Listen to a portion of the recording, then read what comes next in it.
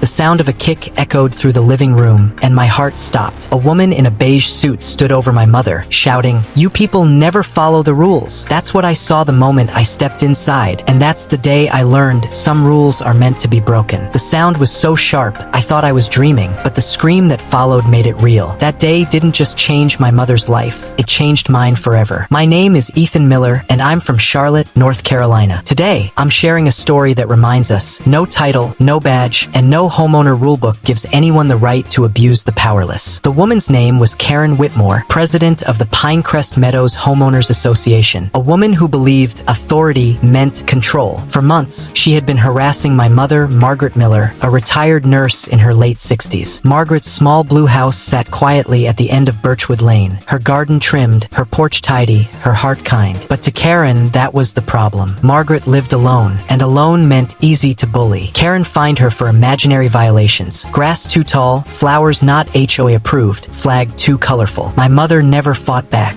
She just paid what she could, hoping it would stop. But it never did. That morning, Karen showed up unannounced, shouting through the door, "Emergency HOA inspection. Let me in, or I'll start eviction procedures today." My mother's hands shook as she opened the door. "Please, just make it quick," she whispered. Karen stormed inside like she owned the place, eyes scanning every corner with disgust. Her gaze landed on the framed photo on the wall, me in my police uniform. "Your son's the cop, right?" she sneered. "Surprised he lets his mother live like this." My mother's voice trembled. "My house is clean. You don't need to inspect anything." Karen laughed coldly. "You people always think clean means something else. You should be grateful we even let you stay here." Then she added, under her breath, "Our community wasn't built for people like you." That one line was pure poison, and the neighbors who heard it will never forget it. Those words, "you people," were knives. Then, without warning, Karen shoved my mother's shoulder hard. When Mom stumbled, she kicked her shin, sending her to the floor. "You don't belong here," she hissed. The front door opened. I stepped in, holding a small bouquet of lilies, my mom's favorite flowers, and froze. For a moment, I thought my mind was playing tricks on me. Mom was on the floor, shaking, and that woman stood over her like she owned her pain. Then I dropped the flowers. My heart was pounding in my ears. I pulled out my phone. "Get away from her," I said. Karen turned, startled. "Excuse me? This is HOA business." "HOA business?" I snapped. "You broke into my mother's home and assaulted her." She raised her chin proudly. "This woman refuses to follow community rules. Trash on the porch, unapproved plants." "Say that again," I said, recording her every word. Her face paled. "You can't record me." "Oh, I can, and I am." My mother whispered, "Ethan, please don't." But I wasn't listening. For a split second, I remembered being 10 years old, Mom cleaning double shifts at the hospital while I sat by her side. She once told me, "Son, real strength isn't in fighting, it's in protecting." And I realized maybe today was the day I had to prove that. Years of my mother's quiet suffering erupted all at once. "Lady," I said, stepping forward, "I'm Officer Ethan Miller, Charlotte PD. What I just saw is assault on a senior citizen and unlawful entry." Karen stammered, You can't be serious. I was just enforcing rules." "Your rules end where the law begins," I said coldly. "You're done." Neighbors had started gathering outside, phones recording. They'd all seen Karen's harassment before, but today, they weren't looking away. Police sirens echoed down the street. When the units arrived, I handed over the video. Karen tried to compose herself. "You're overreacting." "I didn't hurt anyone." I showed her the footage, her kick captured perfectly, her face drained of color. "That's out of context," she shouted. I replied, "Breaking into a house and attacking a 68-year-old woman isn't context. It's a crime." Mom sat trembling on the couch as the officers placed Karen in handcuffs. "You'll regret this," Karen screamed. But this time, nobody listened. The self-appointed queen of the neighborhood was finally dethroned. By morning, the video had gone viral. News channels ran the headline, "HOA president arrested for assault on elderly woman." Within days, Karen was removed from the board, charged with assault, trespassing, and hate crime enhancements. The neighborhood finally woke up,